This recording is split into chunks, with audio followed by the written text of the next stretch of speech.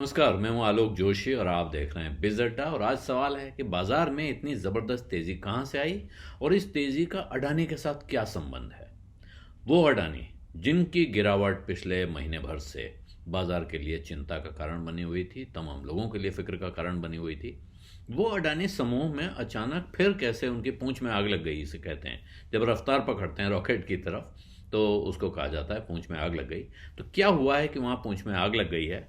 Adani enterprises के share अगर आप आज का भाव देखें तो 17%, 16.94% ऊपर बंद हुआ है। 272 रुपये 25 पैसे का उछाल, 1879 रुपये 50 पैसे पर।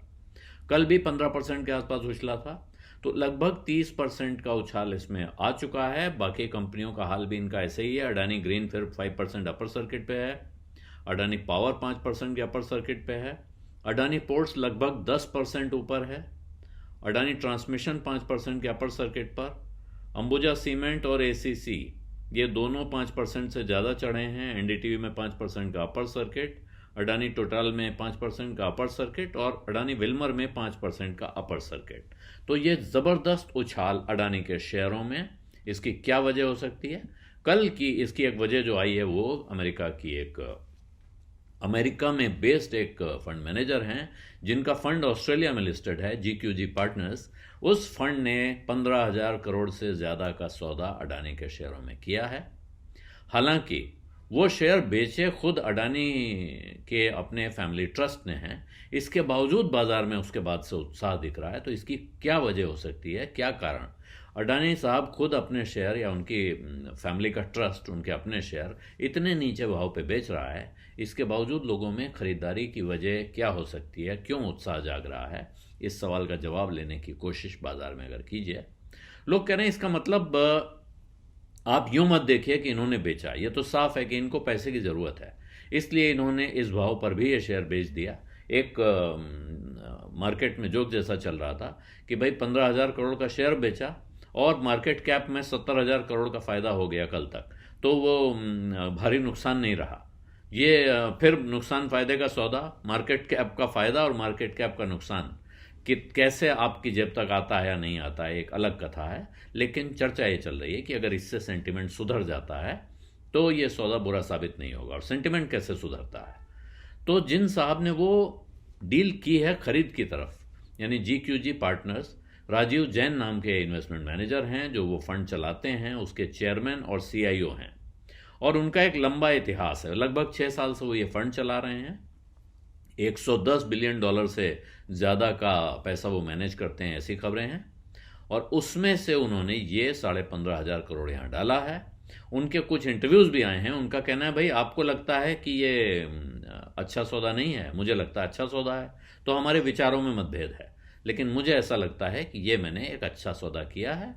और उसके तमाम कारण वो गिनाते हैं और उनको लगता है, और ये बताया गया कि वो 5 साल से ऐसा मौका ढूंढ रहे थे, वो ट्रैक कर रहे थे कि कब ये शेयर एक ऐसी जगह आते हैं जहां के मैं इन्हें खरीद सकूं। 5 साल की मेहनत उनकी काम आ गई, भाव उनको वहां मिल गया जिस भाव पे वो खरीदना चाहते थे। और इससे बाजार में ये उत्साह जागा है, बाजार में लोगों में कुछ इस तरह का भाव गया है कि अब शायद ये शेयर इससे नीचे नहीं गिरेंगे, क्योंकि ये एक तरह का बॉटम मान लिया जाए जहां जाकर कोई वैल्यू इन्वेस्टर इनमें खरीदारी शुरू कर देता है। हो सकता है कल को ऐसा कोई और आए। अभी एक बात साफ रखनी चाहिए कि राजीव जैन एक फंड मैनेजर हैं, यानी लोग उनको पैसा देते हैं जिस पैसे को वो यहाँ कंपनियों में या दूसरी जगह कंपनियों में इन्वेस्ट करते हैं। उनका अच्छा ट्रैक रिकॉर्ड है, मॉर्निंग स्टार उनको अवार्ड दे चुका है, ये सारी चीज़ें अपनी जगह हैं। लेकिन ये सवाल बाकी है कि राजीव जैन के पास किसका पैसा है जिस पैसे को उन्होंने अडानी की कंपनियों में लगाया है। एक साथ इतनी बड़ी ब्लॉक डील उन्होंने की है। पहले इस ब्लॉक डील की खबर आई, जिसके बाद बाजार में शेयर चलना शुरू हुआ। उसके बाद अडानी समूह की तरफ से रिलीज आई जिसमें बताया गया कि ये ब्लॉक डील हुई है, जीक्यूजी पार्टनर्स ने शेयर खरीदे हैं। वहां ये नहीं बताया गया कि ये शेयर बेचे किसने हैं। लेकिन बाद में जब ब्लॉक डील के डिटेल्स एक्सचेंज से निकलते हैं, वहां से निकले, तो वहां पता चलता है कि वो अडानी फैमिली ट्रस्ट है जिसने इन शेयरों को बेचा है।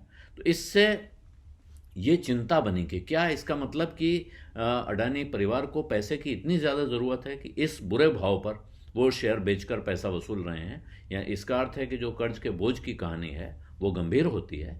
तो वो गंभीर होती है या नहीं होती है, आज की तारीख में बाजार में इससे भरोसा आ रहा है, ये दिखता है।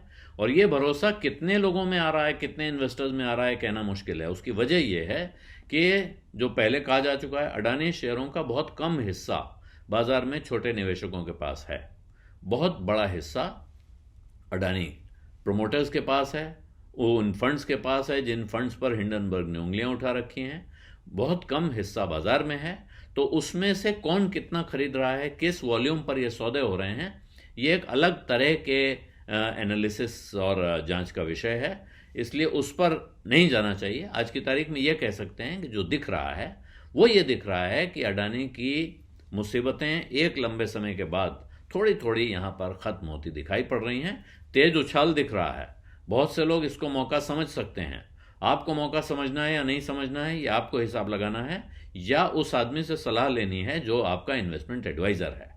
लेकिन कानाफूसी, देखा देखी, कहीं बस छूट न जाए के चक्कर में जल्दबाजी में कदम उठाना घातक भी हो सकता है, ये ज़रूर ध्यान रखिएगा। बीज अड्डा में आज इतना ही। अब इजाज़त दीजिए। धन्यवाद। नमस्कार।